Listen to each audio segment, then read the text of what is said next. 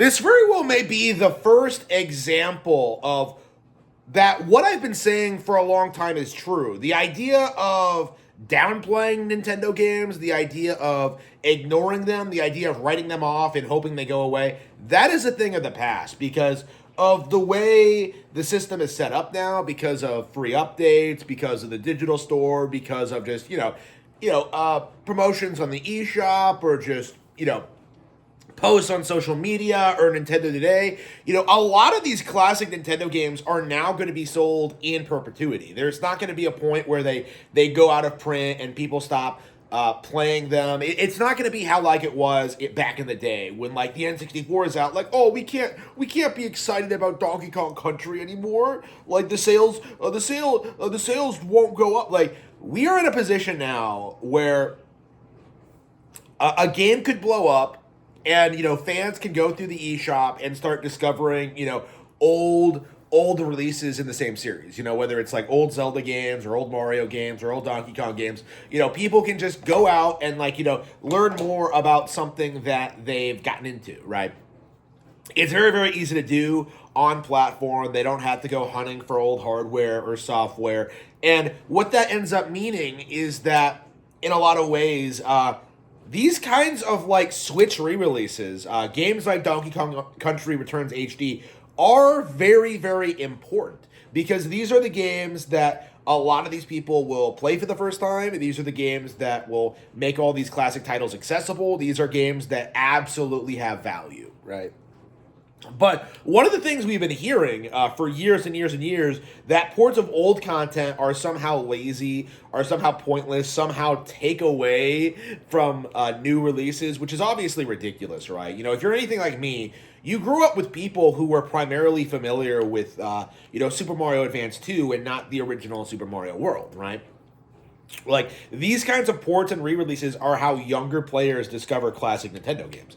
Like, there's nothing all that weird about it. There's nothing all that, unusual or, terrible about it. But, this has been a go-to cope for years, The idea that re-releases are bad for Nintendo. And that's just something that's so laughably untrue. And it kind of culminated with the release of Donkey Kong Country Returns HD last year, right? When this thing came out, people were spurging out. They were trying to tell you that they made this instead of a new Donkey Kong game. They were trying to tell you that this game was lazy, that it was uninspired, that it had no reason to exist, that it didn't look great, right? You had all these people bending over backwards trying to find something to complain about with this game. And over time, it became apparent that this was a very, very unjustified response. Because first of all, we did get a new Donkey Kong game. Donkey Kong Country Returns HD was nothing but kind of a promotional re-release for Bonanza. So, if you had never played Donkey Kong Country Returns HD, now was a good time to do it, Bonanza came out, it was a huge success, that cope was dealt with, right? But the idea remained that, Donkey Kong Country Returns HD was still a lazy re-release. That they didn't add anything new, that it wasn't worth buying, that this was something that was just a huge waste, that Nintendo didn't do anything to justify, another re-release of this. It was just a gigantic cope. And as of last night, that cope has been completely shot in the face. People who are seething about Donkey Kong Country Returns HD are now singing its praises because of a free update. An extensive update that adds a new character, that adds a new gameplay mode, which added a slight visual upgrade on Switch 2. A free update that added a ton of things that were in no other version of DKCR. Right? A year later, they did an update that quite extensively expanded the game. So if you bought the game day one, like I did, you were able to download this patch and play it for free. So this kind of goes into something that I have been speculating on for a long time, after Mario Kart 8 Deluxe and, the updates for that, the decade-long game. The days of Nintendo releasing games and just kind of forgetting about them are over, right? We are in a position now where we can hypothetically see updates to significantly older Nintendo games. DKCR HD is kind of an extreme example, but, we we saw like Mario Kart 8 get updated. We saw like, Bonanza get updates. We've seen like, games like, Mario Strikers Battle League and, Nintendo Switch Sports get updates out of nowhere. This is becoming a trend, honestly. We are seeing like game journals sneer at Nintendo and try and say that like games need to have this to be successful, or they need to have more content, or they need to do this, like you have all these people like rallying to downplay all these Nintendo games, and what happens, right? What happens? Nintendo releases an update and like not only keeps the game relevant, but makes all the initial negative coverage like completely obsolete. You cannot look at old reviews of Donkey Kong Country Returns HD anymore because they simply don't apply. The entire giant cope that like the game didn't do anything new has just completely like fallen apart. And now like the game's hype cycle is only now taken off a year after release. If you're not sitting there whining about like not getting a new Donkey Kong game, and if you're not sitting there whining about like, the lack of real content, the only two real criticisms of the game, like what you have left is like jack and shit. Because this is one of the all-time goated platformers that is well worth your money, even if you have bought it before. Like, that's kind of my feeling looking at this situation. Looking at, like, the Nintendo Switch 2 and looking at, like, this release and looking at, like, what's been happening is that the community rallied to downplay Donkey Kong Country Returns HD. They tried to destroy this game. They desperately tried to ruin this one. And what ends up happening? It all falls apart after a single update. And, right now you have people like Nintendo seething about Mario Kart World, about how that hasn't been updated yet, right? But in actuality, what we're seeing is the potential for updates to older games, we're, in my community, we're already talking about updates to, like, Nintendo Switch Sports and Princess Peach Showtime, Brothership, like a Switch 2 re-release of those games would give them new life. I don't think, Beat 'em Ups or Logan Plant is going to be able to downplay a Switch 2 version of Brothership. How many times did we hear from these people that, like, the core problem with it was, like, the frame rate or whatever, which was a giant cope, by the way. The frame rate was fine. Like, a re-release of Brothership, post-release, like, it's just the narrative just isn't going to stick, honestly. Like, once Brothership gets some kind of update, once it gets a Switch 2 version, like, it's going to be a brand new game for a lot of people, and it's just not going to be, they're just not going to be able to downplay it to the same extent. You're going to see the same thing with Showtime. We've seen the same thing with, like, Breath of the Wild and Tears of the Kingdom.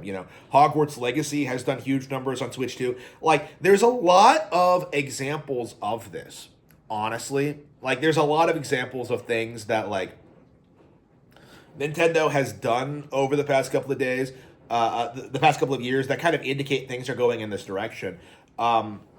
So it's very, very interesting kind of looking at this situation because right now Donkey Kong Country Returns 8 is still the best-selling Donkey Kong game by far.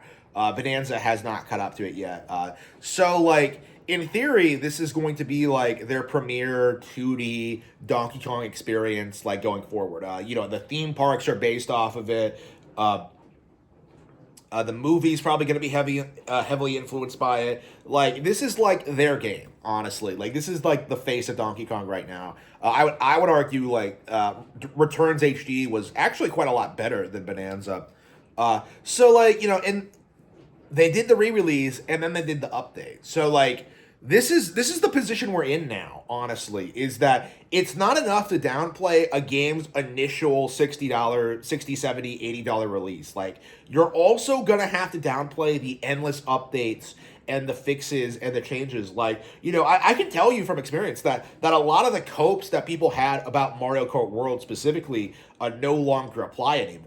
Remember early on where people were trying to tell you that, like, everyone hits random because, like, then you get real tracks and not intermissions, and then they patched it out. It's that is a very, very good example of just how, like, players will not be able to ruin the game for other people. Honestly, it's just like that's a very interesting. This is a very interesting thing to see happen in real time. Like we are kind of in like this changing era now, where I think this is a result of just the success of Splatoon. I think this is just like a changing philosophy. It's an ever evolving, ever changing game like this is not going to have like some static reputation like we're used to seeing. Traditionally, like everybody would seethe about every new Nintendo game that came out and just kind of like write it off and forget it. But we're at the point now where we have to deal with like 15-year-old Nintendo Wii games getting re-released and getting updated. Like all the old tactics were used against DKCR, and yet like with this one update, they all just completely fell apart. And like I really, really am anxious to see the same thing happen to other downplayed Nintendo games. Like it's theoretically possible we could see this for Princess Peach Showtime or Brothership or like, we saw this with Animal Crossing New Horizons. Got an update recently, and that was a very well received Nintendo game, right? It's the best selling game on Nintendo Switch. But like for a long time there, you were seeing people in the community seething, like saying that like, oh, Nintendo abandoned this game and that they don't develop for it anymore. That entire that entire YouTube genre is just completely like dead and buried now. Like it does need to be said that like we're in this era where a lot of the old copes about Nintendo simply don't apply. Okay, and it's going to be very, very interesting to see like how the community responds to this, because I predicted that there would be a lot of backlash to this patch, and there has been, but there's been much more enthusiasm, and I think the reason for that is that this took a lot of people off guard. I believe they like announced the update like late at night, before anybody was like able to react, and like like everybody who was like able to talk about it right away was actually very excited.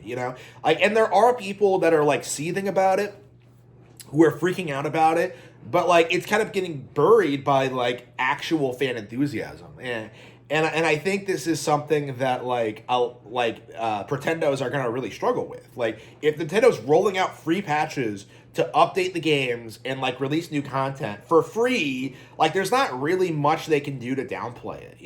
You can argue like the argument is that like the content should have been there to begin with, but in this game's case, the visual upgrade is like exclusive to Switch 2, a console that wasn't out at the time. So what you have is like an update that makes perfect sense, that an update that serves a purpose, an update that like completely radically changed the game, and there's just not really a whole lot they can do to complain about it, other than like